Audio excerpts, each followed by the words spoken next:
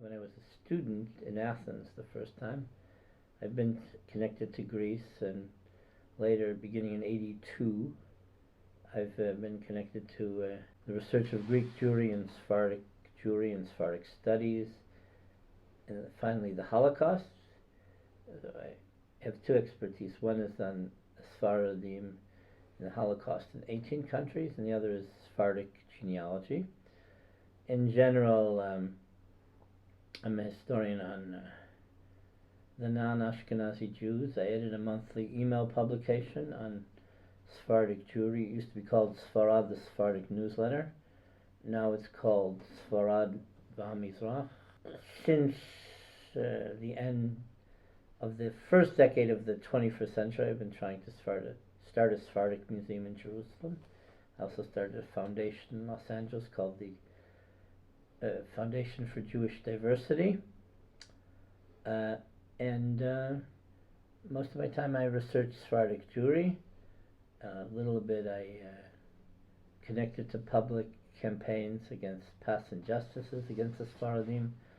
I'm on the Knesset Committee for Holocaust Survivors, and there I advocate for Sephardic rights.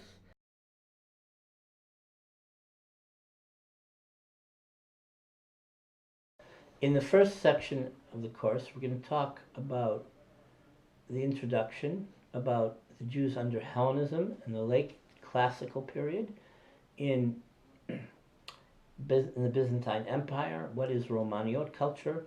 What is this Jewish Greek culture and prayer rite of the Jews in the Byzantine Empire?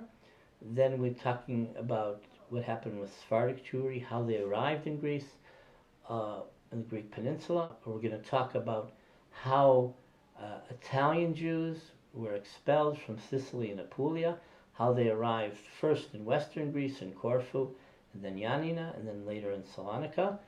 We'll talk about when the Sephardic Iberian expulsees arrived in Salonika and various parts of Greece, when they came from Portugal, especially when the Inquisition was initiated in Portugal in 1536.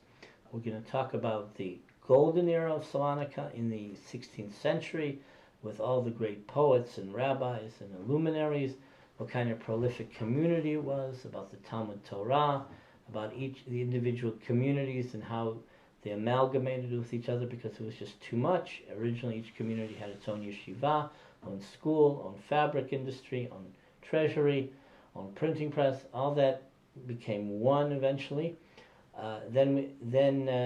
Because of the religious fervor and ecstasy and despair, we're going to talk about the rise of Sabathianism, about the false messiah of Shabtai Tzvi, and about what happened afterward when there were three sects of Sabbathian followers who became a significant minority in the city called the Dunmei.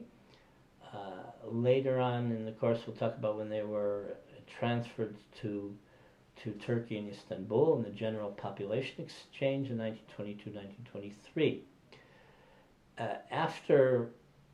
Because of Sabbatianism, Salonican and Sephardic Jewry was in decline in the 18th century. But there was actually more religious proliferation then, but it's sort of like a dark period. But it became an economic abyss. And then we have modernization.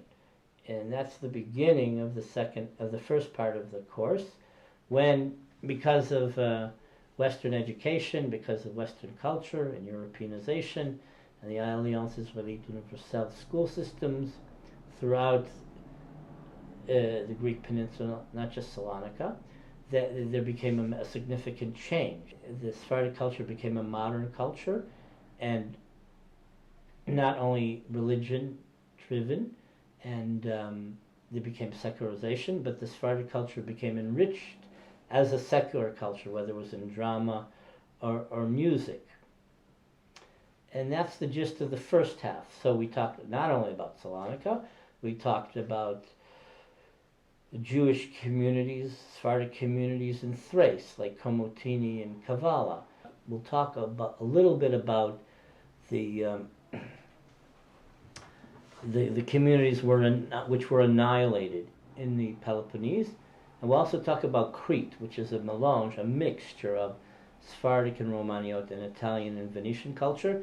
In the first part, we also talk about the Venetian culture and how that influenced the Jews of the Greek peninsula, especially in Crete, especially in the Ionian Islands. And the first part is fascinating and it's very diverse.